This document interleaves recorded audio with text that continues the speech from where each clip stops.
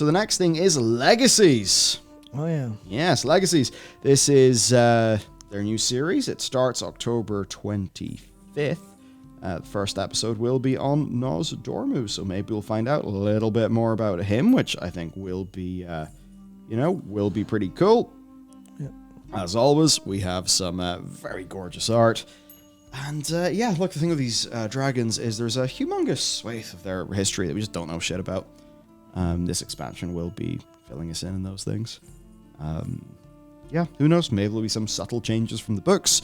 Maybe there won't be. Maybe we'll just see some new scenes. Certainly there is a bunch of Drakthir stuff in here, which I guess is all going to be new lore that's being slotted in. We'll learn stuff. That's the one thing they haven't done so far at all. They have not sold people on the Drakthir whatsoever. They've kind of went a little bit on the side on the Dragonfly marketing hasn't even been heavy on. It's talked about it, right? But there's never been that oh hey, get excited.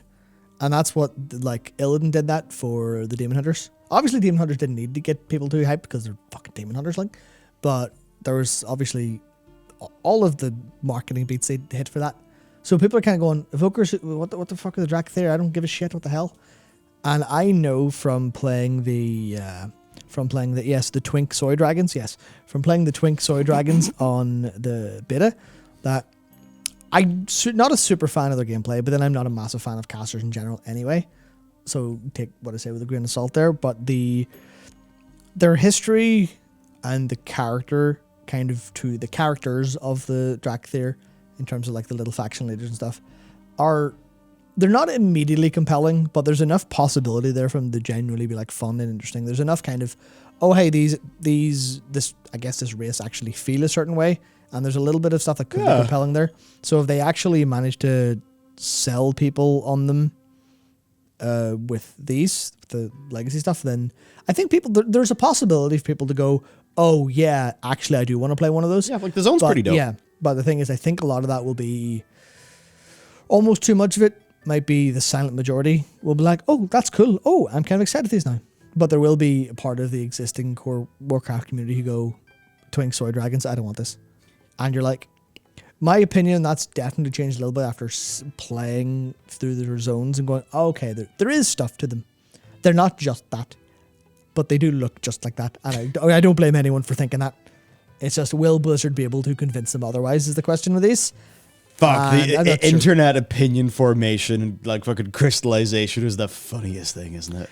Yeah, that's you have to win the narrative, and Blizzard probably should have had these ready for when they announced Dragonflight to win the narrative on Evokers, because they should have seen that they would lose it, because they should have foresight, but at the same time, make the game for who you want, etc. Based on our ability to pick up and look at these things. Yeah.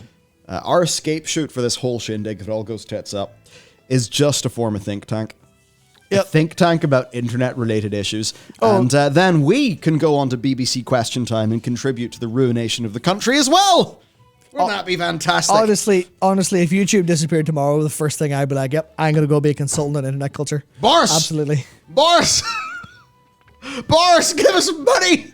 Yeah, I'll go. We'll tell you about the internet.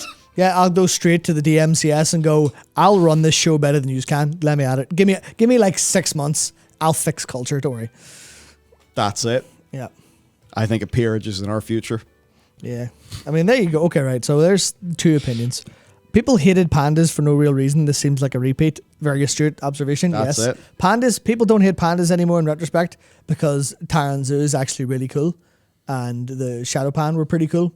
And Mr. Pandaria is now finally people go, oh, that was World of Warcraft's best expansion? Oh, fuck. Shit. We should have known that at the time. Would have enjoyed it a lot more. More or less. But then there's the idea that, who's it? Yeah, Cloud says all they had to do is make them look cool, not this lame lizard people. Yeah. But then you go for all the defenses that Blizzard have up, which is they're supposed to be casters. They're supposed to be lithe and nimble and agile, even though they've got limited movement capability. They've got hover. They also have no defenses. Theoretically. Oh, no, they don't hate them because they want to bang the female Pandaren. You see, I can't understand that, but much like anybody who goes to a Disney park and just sees a life-size Judy Hopps that's the size of a human and realizes it's completely fucking horrifying. Yeah. I would, if you're going to say this about the female Pandaren, just look at the scale of them. Actually, that may that'll yeah. Think before you speak. Michael. I was going for FNAF, and now I've realized what I accidentally went for. Yeah. Okay, never mind. Yeah, there's a certain Take your point back. Yeah, there's a certain episode of Futurama that deals with this conversation quite well. Oh, dear. Yeah. So Porter Gage, noticer of things, has noticed. Oh yeah, this. Oh, Tell me yeah. of the drawn of the aspects. Tell me of Neltharion's downfall. Tell me of the Drakthir origins. Basically, these are definitely 3 of these legacy cinematics that we're going to get, because turns out a bunch of this lore is in books. Blizzard kind of knows it can't be in books. So now it's going to be here. And it's going to be here. And it's going to look all cool. Yeah. I mean, that certainly is cooler than... Oh, boy. I'm glad that they're basically undoing the end of Cataclysm, because that was some lame-ass shit. I remember being there back in the day. Everyone hated it. Yeah. People think that controversial expansion endings are a new thing. No, they're not.